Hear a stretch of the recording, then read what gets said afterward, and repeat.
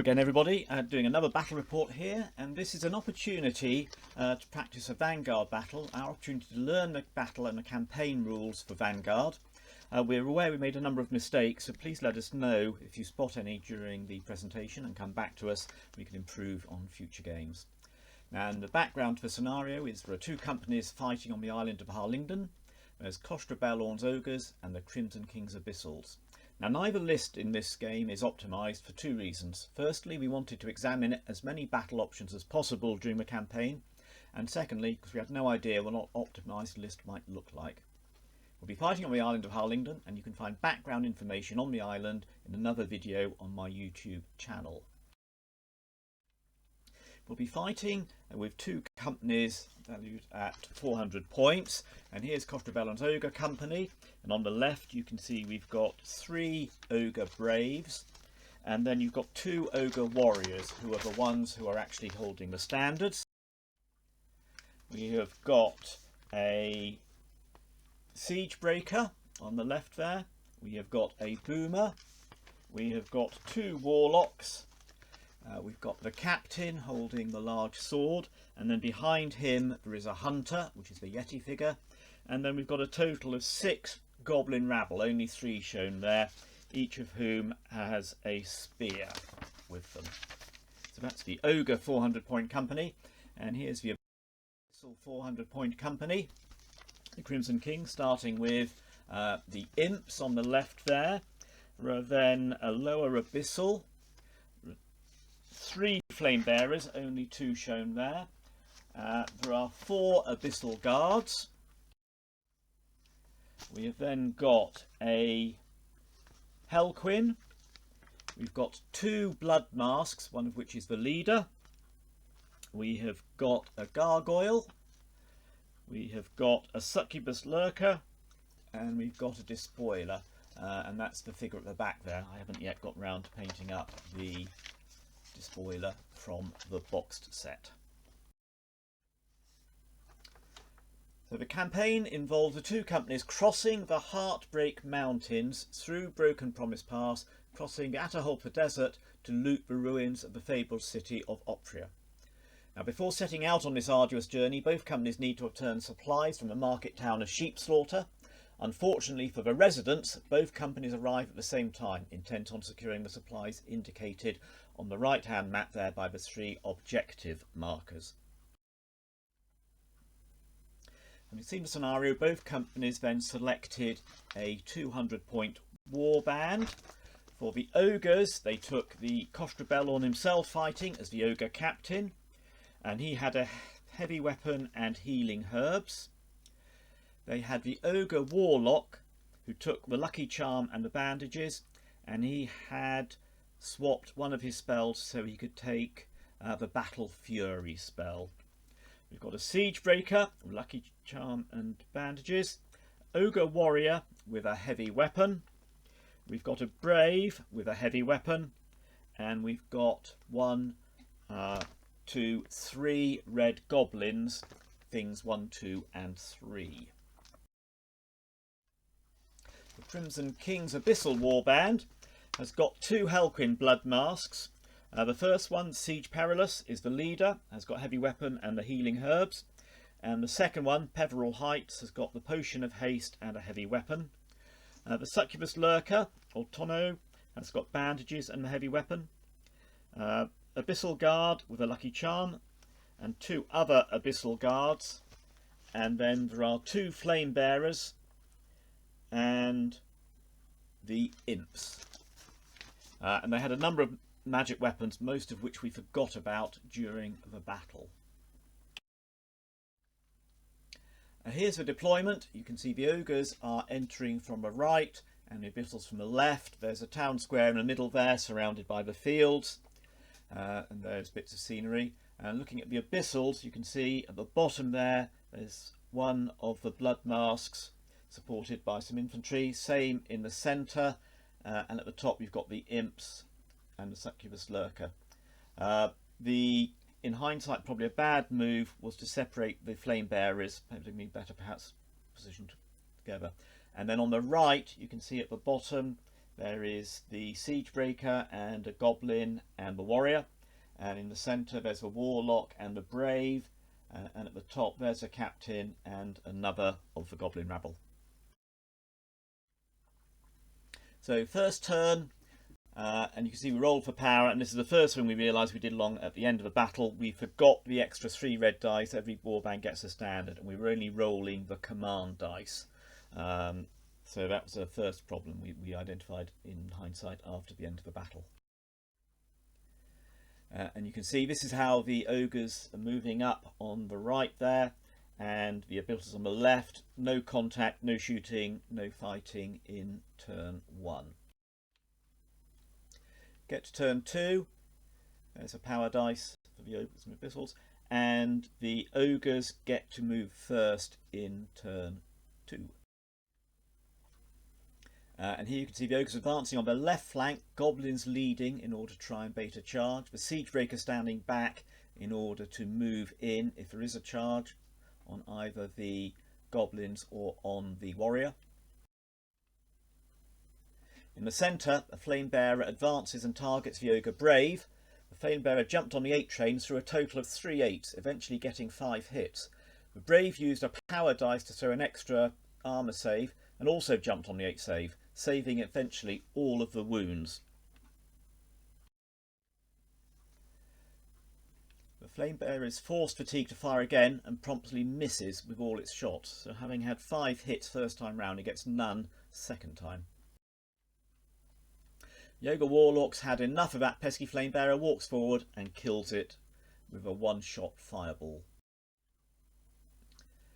The abyssals then mounted a group assault against the ogre warrior with a blood mask and an abyssal guard, with a second guard going into the goblin in front of the warrior. Blood mask knocked the ogre down but not out, and the abyssal guard finished off the defenceless ogre once it was lying down. The abyssal guard fighting the goblin had less luck, only hitting once, and the goblin used a power dice to make 2 armour saves, successfully making one of the saves. The goblin retaliated, doing a massive total of no wounds. Unfortunately for the blood mask, he was now in range of a siege breaker that charged it, causing 5 hits.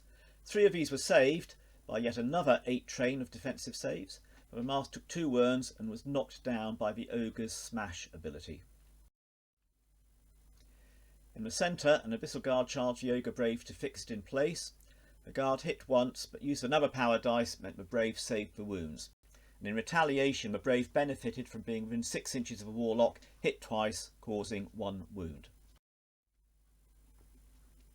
And here's the casualties at the end of turn 2, and I have a feeling that turn 3 was going to get very bloody. So turn 3, the ogres go first. And I think it was at this stage the Crimson King regretted making a largely insignificant activation at the end of turn 2 that gave the initiative to the ogres while the blood mask was knocked down on the floor. So the ogre's first activation was to move a goblin carrying a spear to within 2 inches of the siege bearer.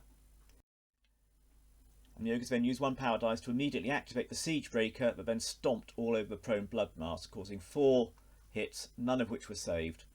Mask failed its nerve roll and was removed as a casualty.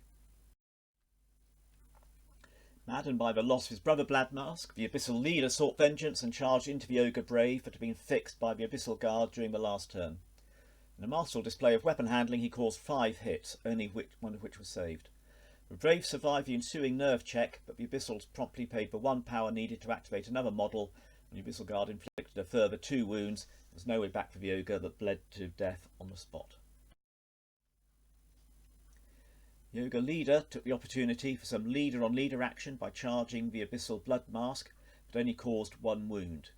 The abyssals forced fatigue their leader to melee against the ogre, but also only managed 1 wound.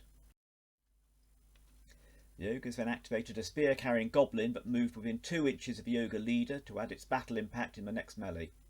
Spotting this move, the abyssal countered by blasting the gobbo with firebolts from a remaining flame bearer. 3 shots hit, piercing 1, but all were saved by a very lucky goblin.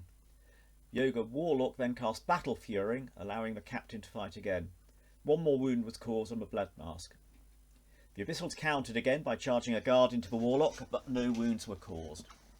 On the southern edge of the battlefield, a brave but ultimately Stupid Goblin charged into the Abyssal Guard, predictably causing no wounds. The Guard retaliated and killed the Goblin. With the Ogre activation complete, the Abyssal moved the Succubus Lurker towards the centre of the battle, leaving the Imps at the northern edge to guard the northern objective. And here's a dead pile at the end of turn 3.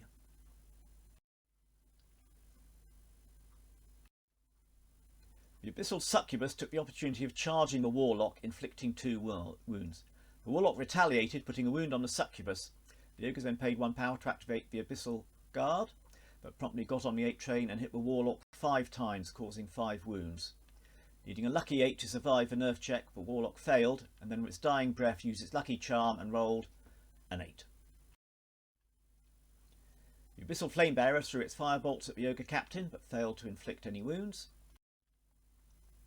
The Ogres charged a Goblin into the rear of the Succubus, but even with its sneak ability it was unable to wound the Succubus, who promptly retaliated and killed the Goblin.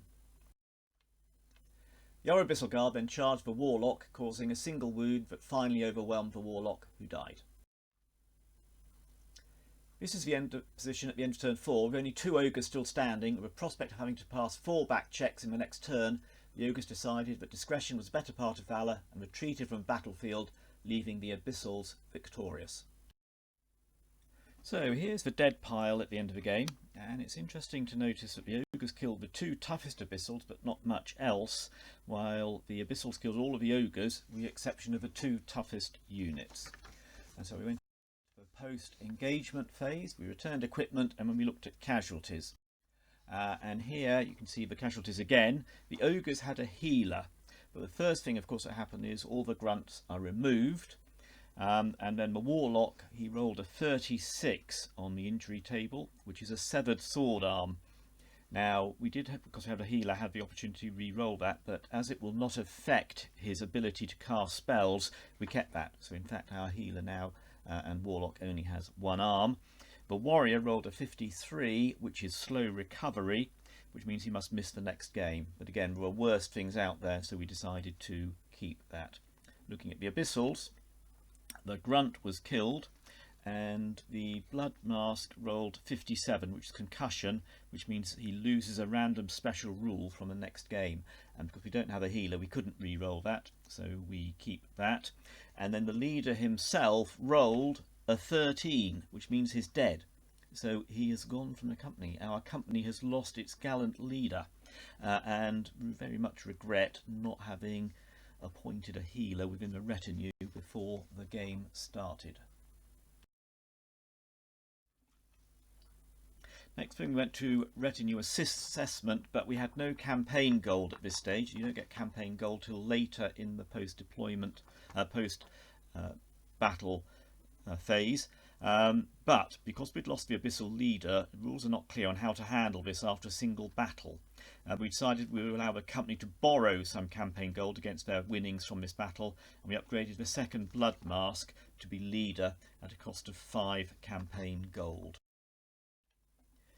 We resolved the experience, and there we had the Ogres. Siegebreaker was promoted to rank 1 and upgraded his melee to 3+.